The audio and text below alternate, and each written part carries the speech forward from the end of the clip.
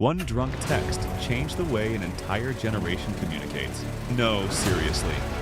What started as a late-night joke between a few college kids at Stanford turned into Snapchat, a $30 billion empire that reshaped social media, scared parents, and created a whole new way of talking without words. Let me explain. It's the early 2000s and 10s. Facebook is king, Instagram is just starting to blow up, and posting pictures online has become the new social currency. If you were in college back then, you know exactly what it was like. Frat parties, blurry dorm photos, embarrassing late-night moments that somehow always ended up on Facebook the next morning for your mom, your professors, and your future employers to see. Once it was online, it lived forever, and that permanence was a problem nobody seemed to have an answer for. Enter Evan Spiegel.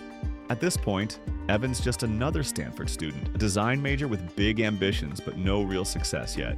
He loved building apps and pitching wild ideas, even if most of them never went anywhere. His roommate Bobby Murphy, a coder, would sometimes help him turn those sketches into reality. Then there was Reggie Brown, a frat brother who hung around with Evan and Bobby. Together they were always talking about the next big thing, trying to brainstorm some app that could break through the noise. One night, sitting around and joking, Reggie blurts out the idea, what if photos could disappear after you send them? Everyone laughs. It sounds stupid. Why would anyone want that? But then, as the laughter fades, they realize it actually solves a very real problem. People don't always want their dumb, drunk photos floating around forever. Maybe what sounds like a dumb idea is actually brilliant. So they start building. Evan handles the design, Bobby codes the first version, and they call it Pikeaboo. The pitch is simple. Take a picture, send it, and then poof, it's gone. No permanent record, no evidence. In their minds, it was perfect for silly jokes and casual moments. But when they showed it to their friends, the reaction wasn't great. Most thought it was weird, even pointless. Who wants photos that disappear? But high school students got it instantly. For them, it wasn't weird. It was freedom. They could send whatever they wanted without the fear of it haunting them later. Word of mouth spread quickly and downloads started climbing. Soon, they rebranded to Snapchat.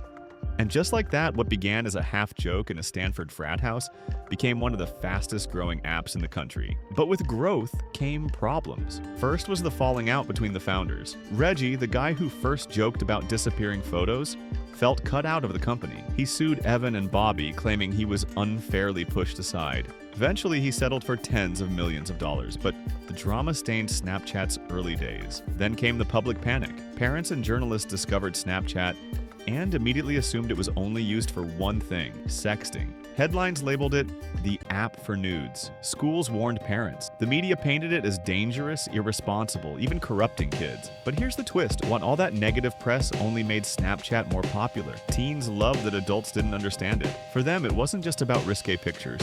It was about communicating in a way parents and teachers couldn't monitor. Snaps became the secret language of a generation. And then, the big moment. In 2013, Facebook came knocking. Mark Zuckerberg saw Snapchat's growth and wanted in. He offered Evan Spiegel $3 billion to buy it. At the time, Snapchat wasn't making any money. Most people thought Evan would take the deal. $3 billion for a college app? Who wouldn't? But Evan said no. It was one of the gutsiest moves in Silicon Valley history. People called him arrogant, even stupid. But he stuck to his vision, and it paid off. Snapchat doubled down, adding features that would change social media forever. Stories, filters, Bitmoji, AR lenses. Each one was innovative, addictive, and viral. Other platforms scrambled to copy them. Instagram launched stories. TikTok added filters. Even YouTube joined in. But the blueprint came from Snapchat. They were the ones who proved people didn't just want to share polished photos. They wanted to share raw, silly, vanishing moments that felt real. By 2017, Snapchat went public. Billions of snaps were being sent every day. It had gone from a frat joke to a cultural phenomenon. Teens weren't texting anymore, that they were snapping.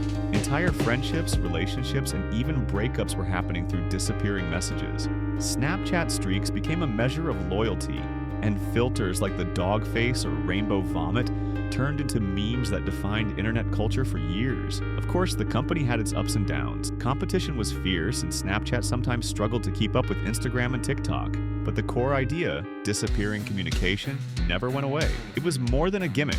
It was a shift in how people wanted to talk. Less permanent, more playful, more private. And all of it traces back to one random late-night comment. Reggie Brown's half-drunk joke, "What if photos could disappear?" became the foundation of a company worth tens of billions. It reshaped how we think about communication, gave birth to an entire style of social media, and forced giants like Facebook and YouTube to change their strategies. So yeah, the next time you send a snap, remember, it all started in a college dorm, with 3 guys messing around and one joke that everyone thought was too dumb to work. Turns out that dumb idea was brilliant, and in hindsight, that might be the most expensive drunk text in history.